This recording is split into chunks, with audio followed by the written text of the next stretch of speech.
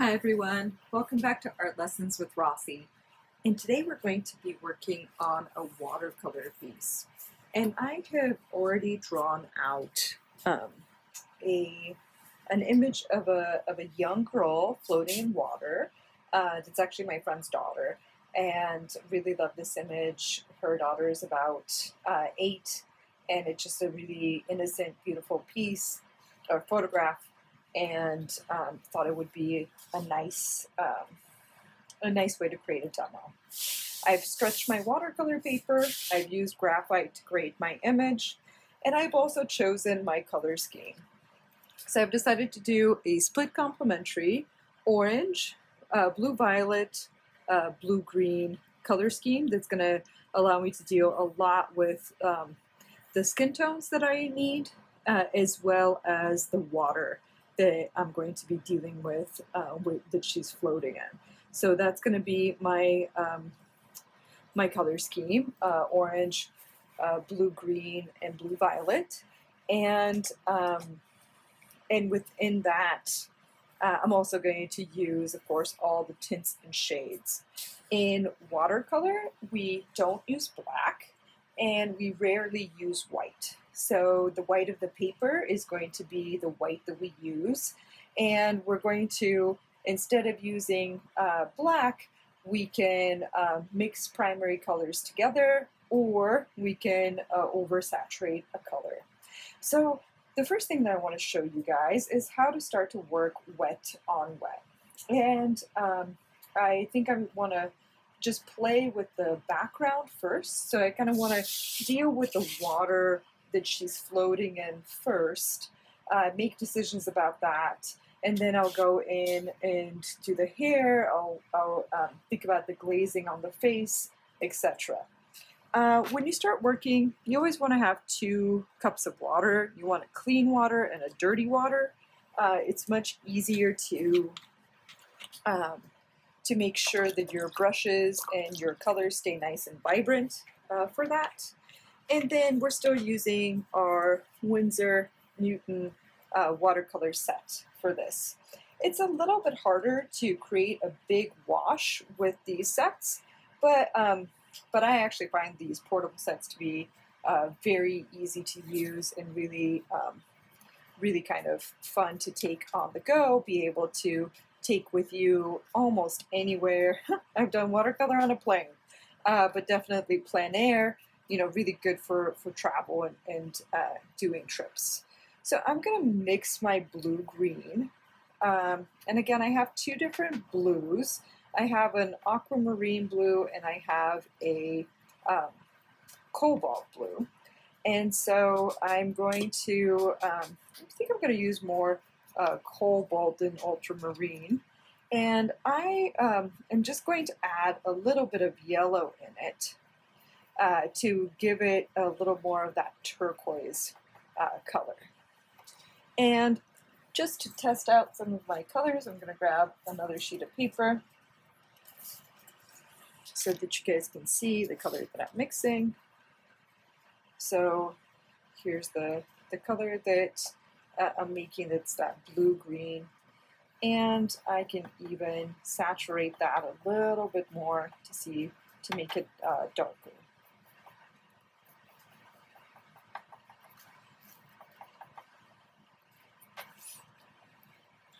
So now it's just a little more highly saturated, and I'm going to move my paper to where you guys can see it. There we go. So just to see what color I am working with, and again, if I wanted the color to be a little bit more turquoise, I can add a little bit of yellow in it. So I kind of like all these different colors, and I'll probably use a combination of all these. And of course, as I add water, that color is going to be more translucent, less opaque. And I'm going to be working really lightly to begin with to create some washes. So the first thing I'm going to do, set that up there, is I'm going to make a decision about the color of the water around the girl, and the water goes kind of almost everywhere except for on her face. And I'm trying to decide how to start first.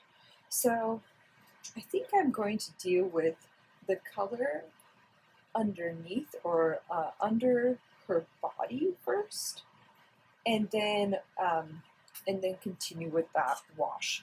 So I have also drawn out for myself where all the highlights on the water are. If you have a watercolor mask, you can always use that to block off your whites so that you can really fluidly use your watercolor. But for me, I actually have some, but I want to also show you how you can do it without it. Maybe I'll grab some and I'll put it in places and so that you guys can see both.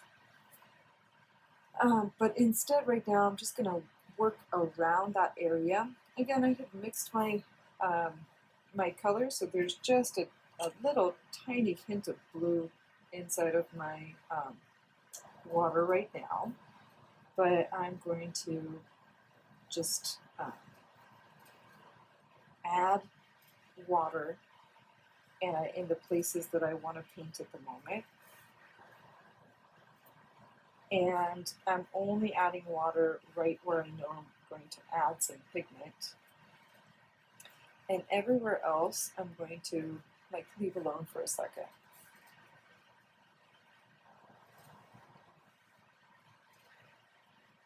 So I'm just adding a little bit of water. Again, it has a little tint of blue in it, but I am actually going to make that so much brighter. And I'm going to introduce that pigment slowly, and I'm going to let the watercolor itself and the fact that wherever I have water, this pigment's going to start to pool and move with the water, which is going to give us a really beautiful wet on wet effect, which is what I'm looking for when with this piece that is all about a little girl laying in some water. And I can use the tip of my brush and kind of move that pigment around. I can always put the pigment exactly where I want it. It'll start to spread from there. Or I can control it and kind of start to tell it where to go. That effect is still going to be there. It's still going to only start to spread and go around where the paper is wet. But I can introduce as much as I want.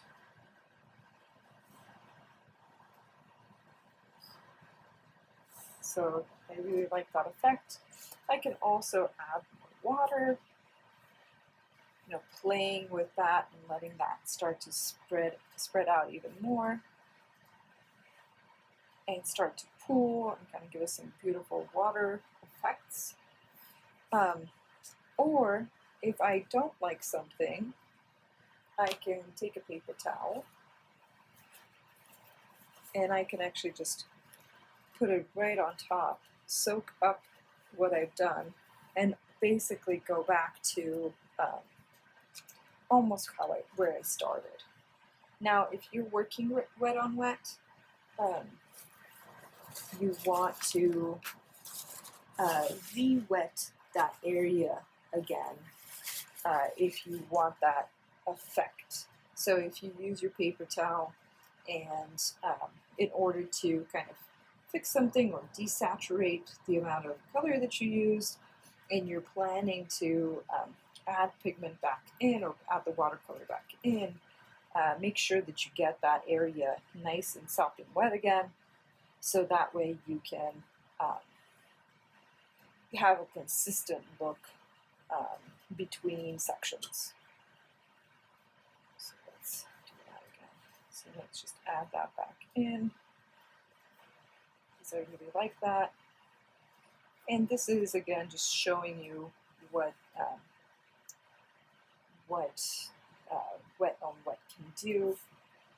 And I'm going to start and continue on all around her head here in a second. So I can be pretty loose with this, and watercolor is really meant to be used in a very loose way. You can be incredibly controlled with watercolor too. In fact, when I get to her face, you'll see me like have a lot of control and really want a lot of control. But at the moment, I think I can be pretty loose with how I approach this. So what I'm going to do now is I'm going to, again, I'm going to use water that just has a little tint of blue, but I'm going to go in and kind of deal with all the sections that are the same like level, basically the part of the water underneath her body. And I'm ignoring the little highlights that I've added to the top of the water to make it look shiny. So I'm just basically adding in sporadic wash. So unlike a wash that we would do in a landscape that needs to be really consistent and you want it to be all one directions with horizontal lines that are slowly creating a gradient, here for this bathtub piece I actually want it to be pretty sporadic. So I'm still doing basically a wash, wet on wet, but I'm not using a really big wash brush because I just don't need, like this one for example, I just don't need to move that much water at the moment. My brushes fell over. So I have a lot of reflections in the water that I want to stay white. So I'm going to end up using some art masking fluid. And this is a sealer. So something that's going to stay on top of my paper that I can work over, and at the end when everything is dry, I can take it back off, and wherever the sealer was, no watercolor would have gone underneath it, and therefore would have kept the white of my paper preserved. I have a super cheapo brush that I actually use for a lot of glue or sizing, so you can see the bristles are not very nice. Basically, this masking fluid will ruin brushes, so make sure that you're using a brush that's specifically for this purpose and kind of for no other purpose. And you can see that the masking fluid has a little bit of a yellow color. And that's normal, it's nice because you can actually see where it is when that happens, but you just always have to remember that that is not, of course, the color that it's going to stay. The color of the watercolor paper is what you're going to be sealing. Now, before we can continue, we need to make sure that this sealing masking fluid is completely dry. So we want to make sure that it totally dries prior to us doing any kind of washes on top of it. So we're going to give it a minute after we do this. But I'm just going to put it in all the places that I want that reflected light that's coming off of the surface of the water to continue to stay white. And that's kind of all over her body, in her hair, and above her as well. And, you know, those are pretty organic little dots, so I can actually be, you know, pretty open with how I place these. And I have my photo reference right in front of me too, so that I can keep track of exactly where all those were, as well as they're outlined and marked on my drawing as well.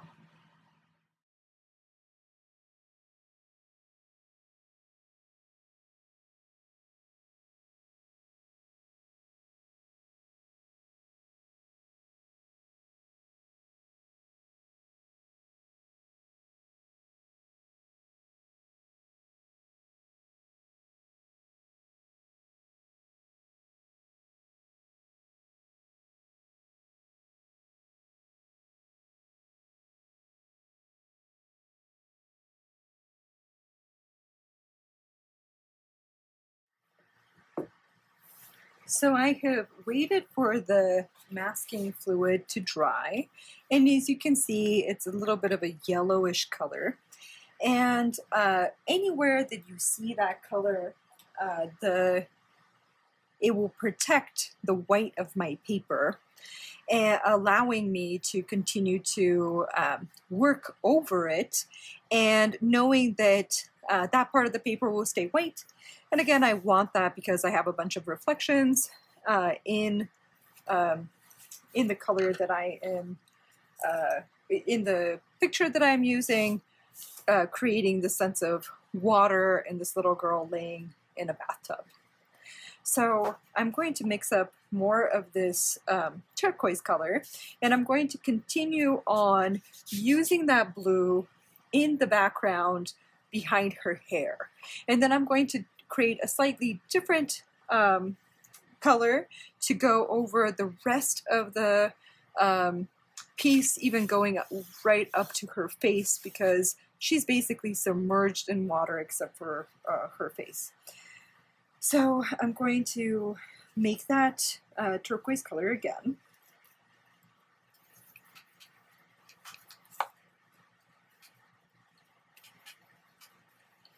And use it throughout. And I want to try to make quite a bit of it. I'm going to make it in my little palette here. I can also grab a secondary palette if one isn't big enough, so I can go and grab a little plastic watercolor palette and create more color. But I think that this will work well, and I'm just going to go back to the previous little paper swatch I had to see how close I am with that color. I think it might be a little too dark. I'm just going to play a little bit further with that turquoise until I'm happy with it. It's still a little dark.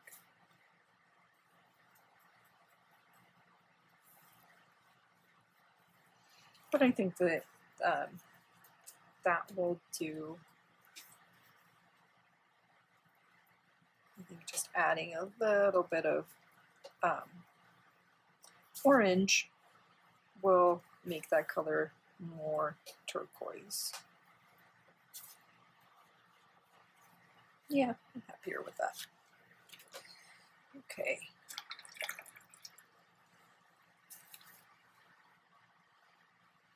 So now what I'm going to do is I'm going to add water wherever I want that color to be. And again, I can work right over the parts that have the masking. And I'm actually going to add just a little bit of that new color on top of this so that it goes right to the edges, or maybe I'll just use my brush and try to lift a little bit of that color that I previously had on there so that it can go right to the edge. If you have been working wet on wet and you don't like a certain edge that you're getting from where the watercolor has pooled, you can always use your brush and just loosen that color with a little bit of water so that it can, if you don't like the edge that it's making with that wet on wet, which usually pools to the end of where the water is, you can loosen that up and kind of get it to move a little bit to whatever kind of edge you actually want. So again, I'm going to work wet on wet, so I'm putting water where in between her hair so that I can add that turquoise color and continue on with my split complementary composition color scheme that is going to be using a blue, green, or turquoise, a blue, violet, and an orange. I'm going to go to the bigger brush.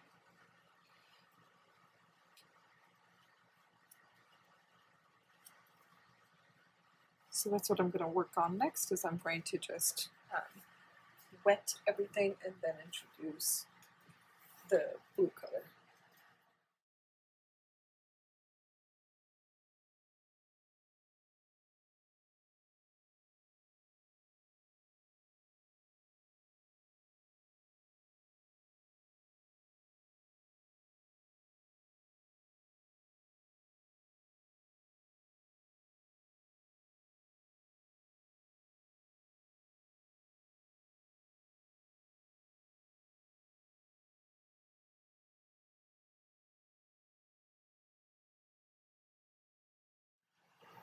So now that I've wet everything, I'm going to go in with my turquoise color. Part of the reason why you want to, if you're using one color, you want to get everything wet rather than doing it in sections, is for consistency. So I want all of this, again, the background behind her hair to all be handled in a similar way with a similar color. And so if I do it in stages, or if I wet one section, put the pigment, the watercolor, then wet another section and do it again, one, I might just do it slightly differently, the way I'm holding my brush, how much watercolor I'm putting on every time. There's just differences in how we do something from day to day, but also there could be changes in the color there, so that if I mix that same color again, it might not be exactly the same. And also there could be changes in the drying time, and so just depending on how hot or humid your location is, that pigment might dry at a different rate and give you a slightly different result. And so by doing it kind of at the same time per section, it makes it easier to be consistent. I'm going to switch in between brushes, going to a bigger brush where I'm trying to cover more space, and then going to a smaller brush again when I am dealing more with details. Because I want this to look like water, it really is okay if there's some inconsistencies. As I'm working on the stretched paper, you'll see that as I wet a big section, it's going to bow a little bit, and then that tape with the stretched paper is going to pull that raised part, or that a section that is currently bowing a little bit or waving a little bit. It's going to straighten it back out.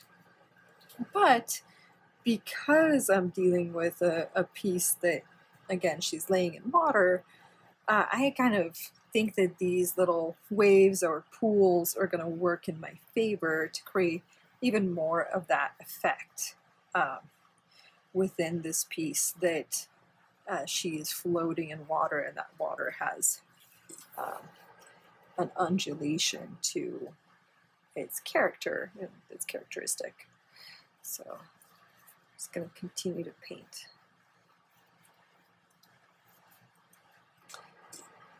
I'm really enjoying these effects that I'm getting, working wet on wet, and where that watercolor is starting to bleed, pool. One of the joys of watercolor is that it really ends up being a conversation with the material. So you have a pretty good idea of what the watercolor is going to do. You have a pretty good idea of how it's going to move if you place it in one spot versus another. But there's also this, just like a moment where the watercolor itself is moving or shooting out or just mixing in a way that is inherent in the medium. And so you end up not having control of everything. And that's kind of the beauty of it, is that you know how you want to place it, you have an idea of what you want to do with it, but there's also the process of just working with the medium itself that informs how something's going to look, the decisions that you're going to make, and how much or little control you actually have. And that, again, lack of control can be really beautiful and really interesting. So allowing the material to do what it wants. Because I did change color, I started with this color wet on wet, and then I decided to do some masking and decided to let it dry for the night and come back. I'm a little worried that this section, the lower section by her shoulder and the section above her head is going to just be slightly different. So I'm going to add some of this new color on top just to make sure that there's a cohesiveness and a consistency.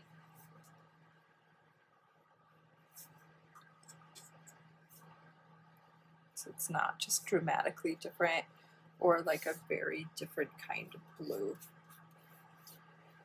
Yeah.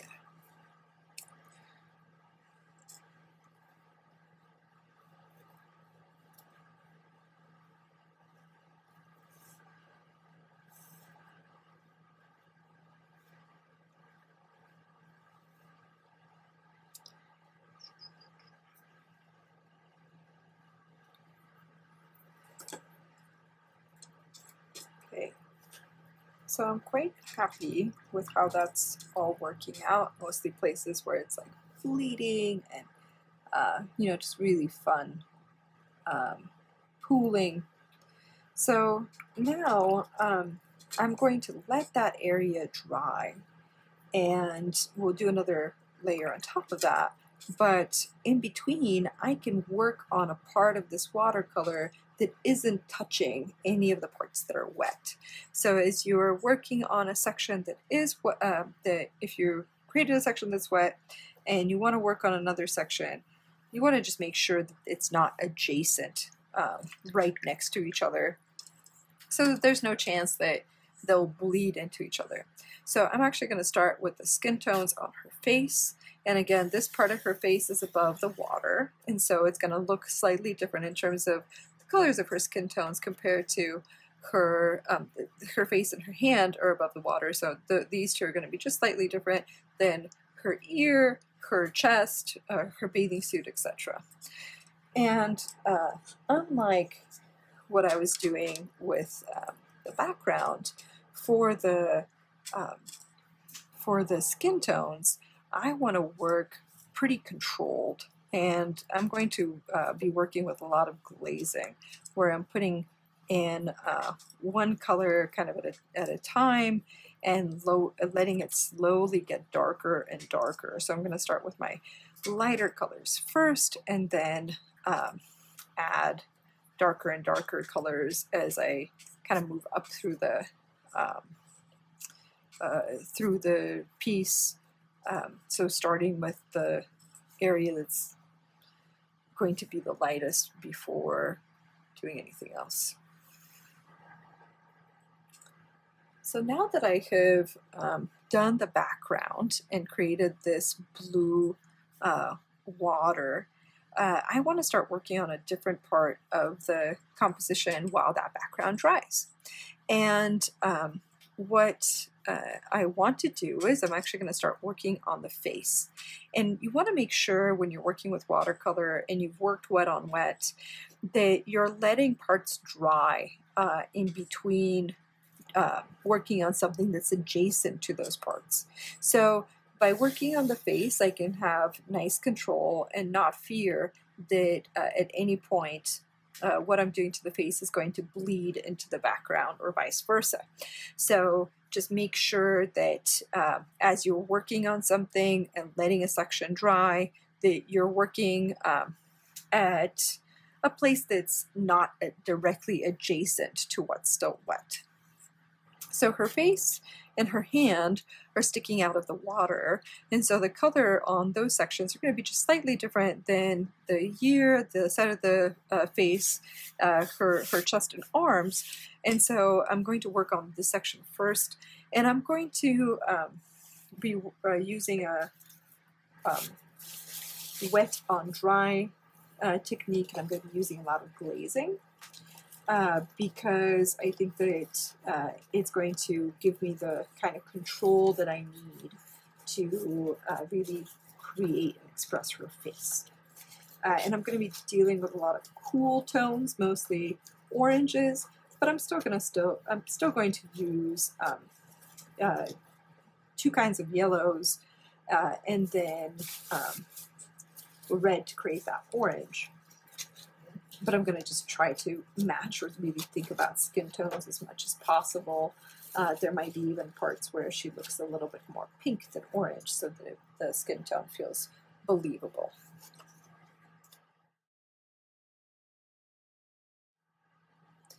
So now that I've added this orange to the base of her face, and I actually added just a little bit of blue into it, creating like an aquamarine green, and I put that on the side of her face where her face is submerged, like a little bit in her shoulders where I feel like that's starts to show that that part of her body is underwater. I'll even add just a little bit under her chin, which is also submerged, and so that's just a little bit more blue within that same color scheme. And there's places where it started to touch the background and it's starting to bleed in, but I don't think that that's a bad thing. A little bit in the finger, a little bit right here. So again, just make sure that as you're working with adjacent parts that are still wet, that you're just being careful with how you're handling that. So now I'm actually going to test out these three colors that I made. So I have one that's kind of a lighter orange, a bright orange, and this one was a little bit darker. So this one was a little bit more yellow, and maybe I could just push that a little bit more, making this one a little bit more yellow, making this one just a little bit more red, and that last one I mixed with the magenta, which was giving me some much darker, a much darker orange, and even throwing just a little bit of blue into it to get some really nice shadows. Okay, so now that I have these much brighter colors, I'm going to start glazing and layering into her face in order to get some really bright highlights and shadows within her face itself and create some nice variation. So let me think where I want to start. You always want to start with lighter to darker when you're working with watercolor, not the other way around, because you're really going to go up to that saturation of color with the darker colors rather than like in painting where we're working from sometimes with a darker background and like working with the highlights at the end. In watercolor, we actually want to work in reverse. So I'm going to start with the lighter yellow first and strategically place that where I think it's going to bring out her skin tones. And I can really dilute that so that it's starting to describe the form of her forehead, for example, without being overwhelming.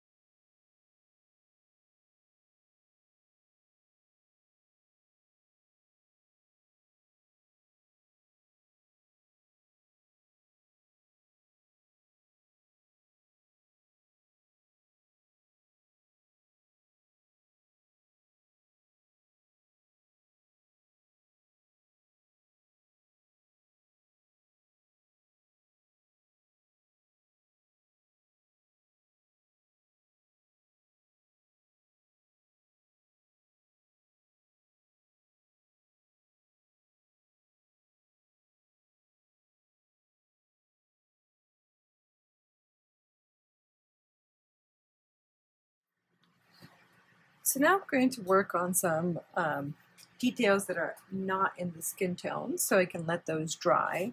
And our background here is almost dry, and as you can see, we've retained this wonderful wet on wet bleeding that again works really well with what I'm trying to do, which is show this little girl floating in water, while through this glazing, which is like slowly adding on different layers of color, I have a completely different effect. One that really kind of like overlaps, still letting some of the other colors through. It has edges because of the wet on wet effect, but again, I'm slowly building up the darker colors within the face, starting with the lightest colors first, and then slowly adding that in. In this case, because it's skin tones, I'm really starting with the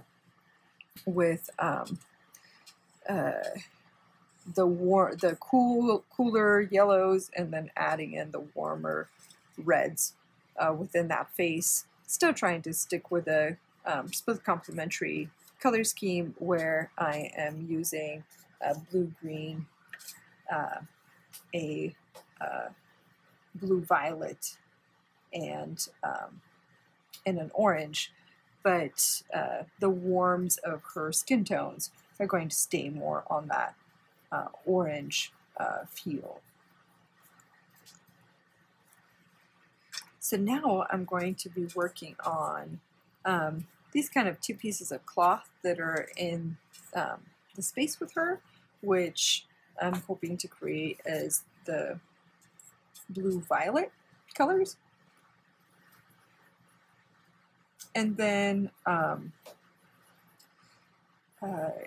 will start working on her hair.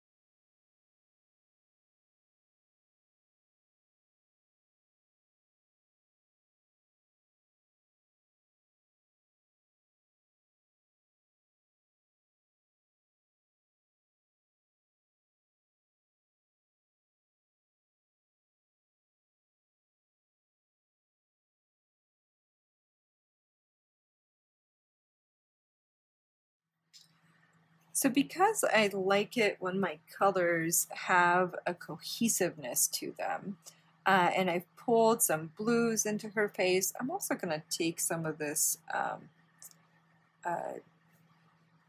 blue-violet into her face as well, into the shadows, because I think that it will just make the entire piece, again, feel very much cohesive by using the same colors in different parts. And when you think about it, there's so much reflected light within all of our spaces. So any object that's around you might be bouncing color from its surface onto your skin, onto the area that's around you. And so by including that color and using that color in our shadows, we're really allowing that our color schemes to just be not only more believable, but also more aesthetically pleasing, to just have those colors repeat again and again throughout the composition, even if it's just for a shadow or a highlight. So as you can see, those shadows are really light, but still using that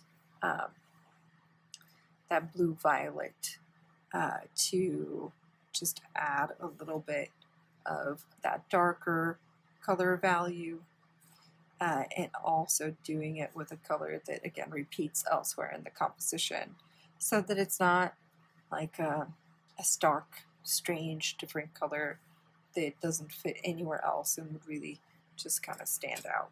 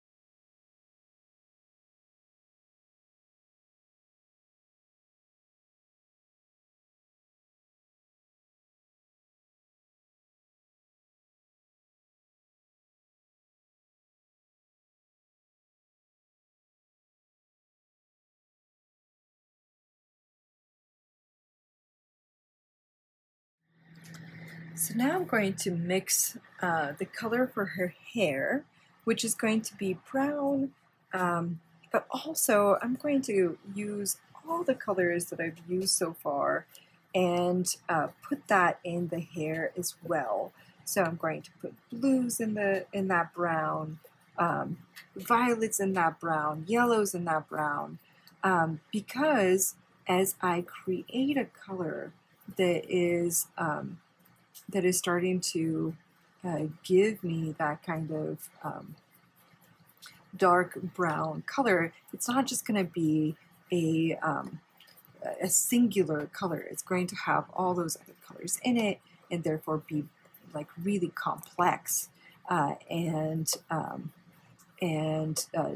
when the watercolor bleeds and opens up, it's going to have a nice variety. So there's going to be times where it looks a little bit purple. There's times it's going to look a little bit more red, depending on what it's next to, but also like how I've mixed it. So it's really nice to mix your own colors, even if you have a sepia or a burnt umber. Try actually mixing the colors from the color scheme that you're working with and creating a brown or a black in those darker colors, because it's going to be just so much more rich and interesting when you then put it on the paper. And the way that you make a brown is you're going to mix your primaries together. So really blue, red, and yellow are going to give you a brown. And I'm starting to get pretty happy with that brown. It's almost a black, so maybe I need to warm it up just a little bit so that it stays a little bit more brown compared to that one, which was a little bit darker. Or it wasn't a little bit darker, it was just a little bit more gray. So I'm going to try to mix quite a bit of that color, because I'm going to need quite a bit of that color in order to do the hair.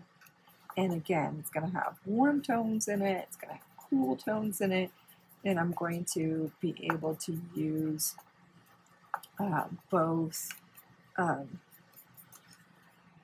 to just create a nice complex version of her hair.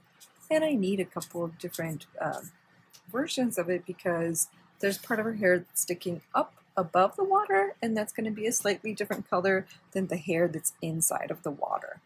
And I feel like I also have a couple of spots where I actually want more blue, like in here in her hair I want a little bit more blue, a little bit here. I think that's actually supposed to be the bathtub itself, so I have a couple of spots that I can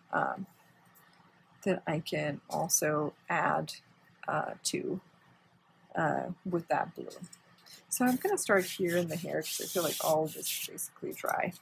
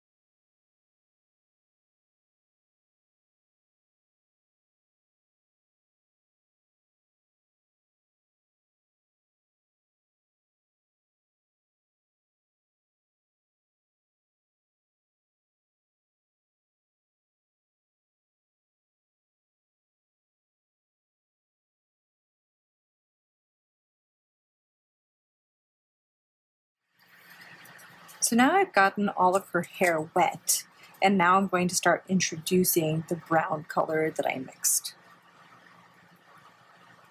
And again, this is a mix of all the colors that I've actually used in the composition so far, so that it should be really nice and cohesive, because all the colors are actually in this darker color. It's not just the brown that comes with the watercolor set. It's not a burnt umber.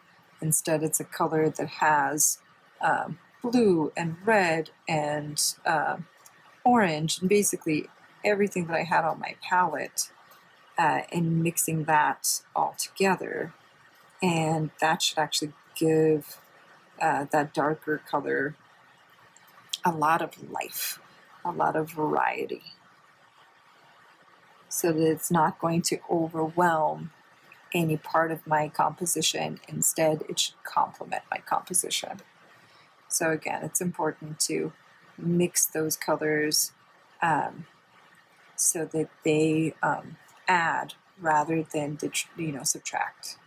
So sometimes students want to use black in a watercolor, and it can really dull the color or your piece. That black is sometimes blue, or it's sometimes really brown, and it can really take away and distract from all the other colors that you have been using within your piece, kind of take over and almost bleach out the wonderful variety that you've built up. So be careful.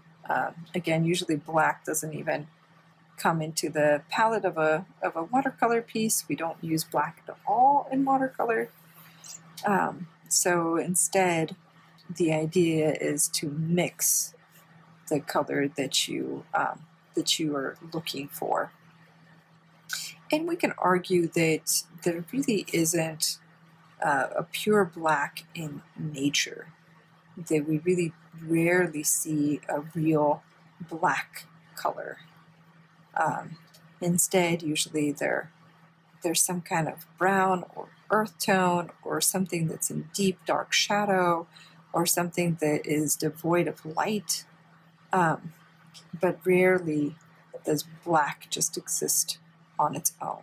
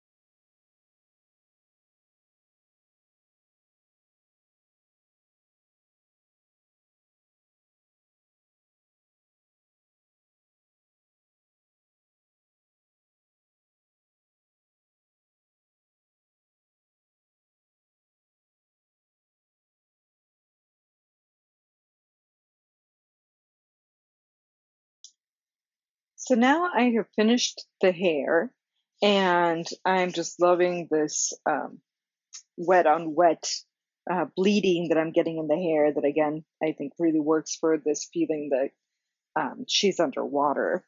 But I also want to add another layer of blue over that hair and let it bleed a little bit more, and really give it this like watery underwater feel, and even go a little bit into the face so that it looks like it's really submerged. I don't know if I'm actually going to put a layer of blue over her body because I'm kind of happy with the skin tone and how fresh and um, like light it is in here. But we'll see. I'll make that decision as I'm working. So I'm going to do one more layer of blue over the hair and in the water, so that there's just a little bit more bleeding.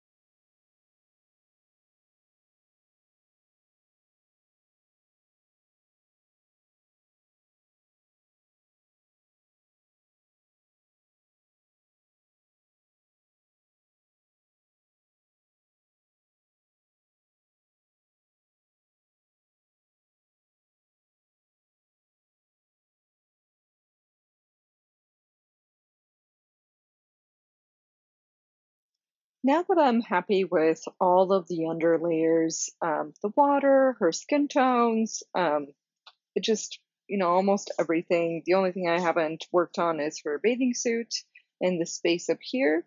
And part of the reason why I haven't done that yet is I wanted to see how I develop the color throughout to decide what color this should be.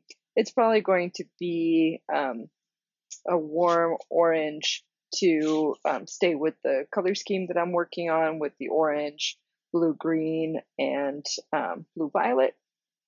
And right now, I'm actually going to start working while this is slightly damp and add a bunch of details in her hair, add in her eyebrows, do a few more details in the face itself, and then I'm going to work on that bathing suit, which with the bathing suit is currently off camera shot. While I'm working on it, I'll go to that. You can see the straps here at the top, or here at her neck.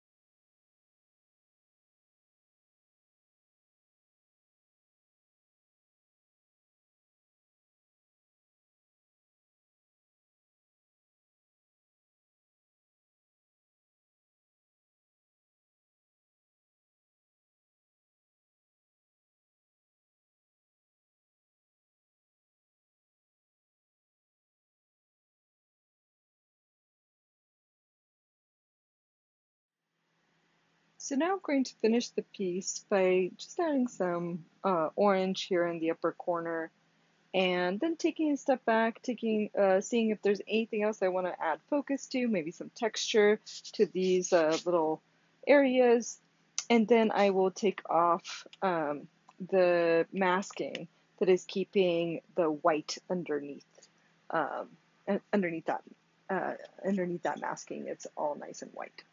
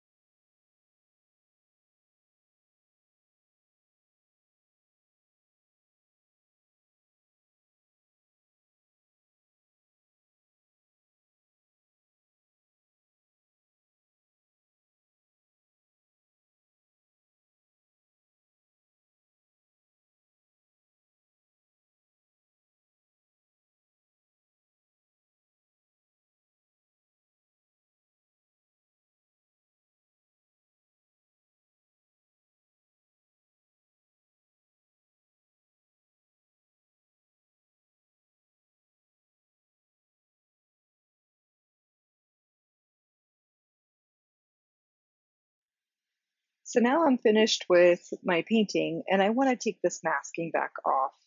Now I could rub it with my fingers, and it will start to come off just by going back and forth and kind of rubbing it off. But a better, more efficient way to do it is to have one of these rubber erasers. A lot of times they're used for rubber cement, and you can get them at the art store. And this will pick up that masking really quickly, and you should be able to get all of it off. It takes a little bit, but then you can see that now that's gone.